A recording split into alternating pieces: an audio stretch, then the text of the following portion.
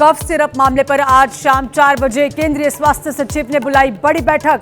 मासूमों की मौत पर जयपुर में कांग्रेस का प्रदर्शन। राजस्थान, मध्य प्रदेश, तमिलनाडु, केरल में cold drink syrup ban. Chhindwara में एक डॉक्टर गिरफ्तार।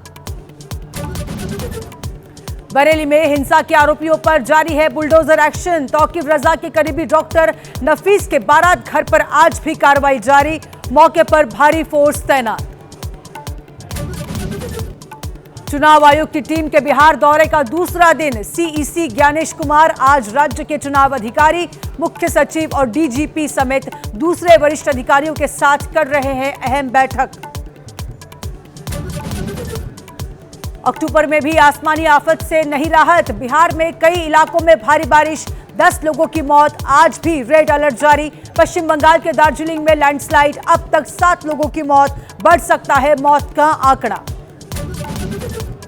महिला क्रिकेट विश्व कप में आज भारत और पाकिस्तान का मुकाबला। कोलंबो में प्रेमदास स्टेडियम में दोपहर 3 बजे से खेला जाएगा मैच।